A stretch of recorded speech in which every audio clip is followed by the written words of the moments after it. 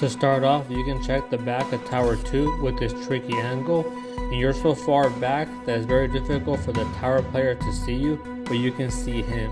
So that can be very useful. Not just that, but near the plasmas, you can repulse up. As you can see, you can also get a view of that tower player. So that right there is going to be very useful if you can catch a player off guard. Also, if you repulse up where those bullets are at on the floor, along that wall, if you go straight up, it's going to be very difficult for anybody to hit you when you're coming down because you are going to have cover. So have that in mind when you're trying this jump. Now, a lot of players know that you can clamber this ledge, but if you look in the direction of the crates and move left and right, you can actually see slightly through them. And that can be very useful because if you are one shot or very weak, you can see a player pushing the back of tower when they're walking by or sliding through. So that can help you to start to prepare for that engagement.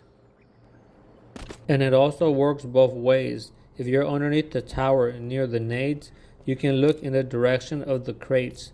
And by moving left and right, maybe you can get a glimpse of an enemy hiding in that sneaky spot. And that can be useful in certain situations. And now another detail that can come in handy are the spike grenades. When you throw them into the air, they are on a timer and they can explode mid-air. You can use that towards your benefit. For example, if you're pushing tower 2 and you're near nest area, you can throw those spike grenades into the air up by tower 2. It doesn't have to hit a wall or the stairs. It can just be around the area or above that Spartan's head. And when they explode, those spike grenades can hit them. As you can see in the video, you can also hug, for example in this area, the wall on the left and throw them past the building.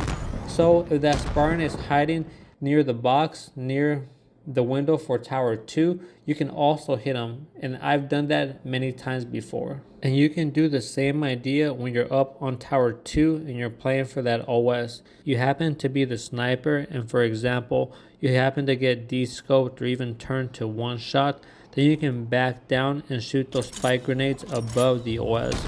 So when the enemy jumps up, those spike grenades are going to be exploding above him. Then he can become a lot more weaker. So it just can make the job for your teammates a lot more easier. And lastly, I'll give you one more option. For example, if you spawn near the spike grenades towards B, stronghold, for example, you can toss the spike grenades as soon as possible towards the OS. So if any enemies are crossing towards it, you can actually sometimes hit them.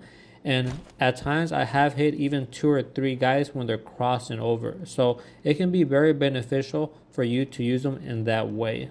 Now right here, I'm going to give you a spot that I haven't been using a whole lot. I just started to use this a lot more and more. And it's actually been helping me out because when I'm weak or I'm the last player alive, I can hide in this area and many players actually overlook it.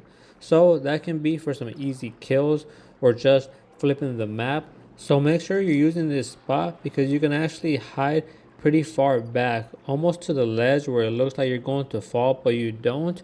And when a player is pushing the back of tower C, right, back of tower, it's very hard for them to see you unless they walk all the way to where you're at, where they're parallel with you. So again, this is just a nice little tricky spot, so use it for your advantage.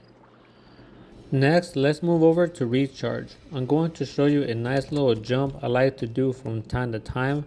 It's going to be jumping off this pipe, and it does give you a nice little clamber. I have hit this jump maybe 2 or 3 times in a row. I do like how it looks and it can save you, but I do have to mention that this jump can be inconsistent from time to time.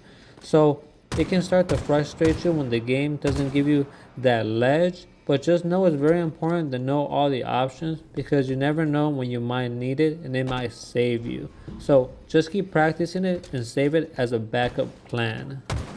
And now let's look at the sneaky area. I do love this spot a whole lot because it can give you a lot of information.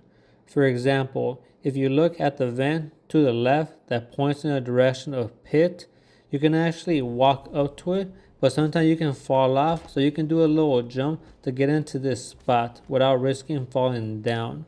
You can see the batteries, you can see where the camo is at, even all the way up to Whirlpool. So all that extra information can help you out because you can know where the enemy is at. Not just that, but at the sneaky right behind you where the walls are at, there's also some vents, and you can look through those also.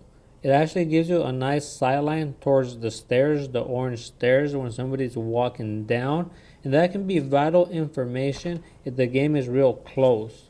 Also, if you move more to the left of the sneaky and you jump up and down, you can also see towards the long haul area when somebody's crossing over. So all that right there is going to be extra information so you don't get caught off guard. And you can even nade the entrance to the sneaky if you time it correctly, and that can be very helpful. Again, use all the information available on the map. It's just going to be a lot better to outplay your opponent.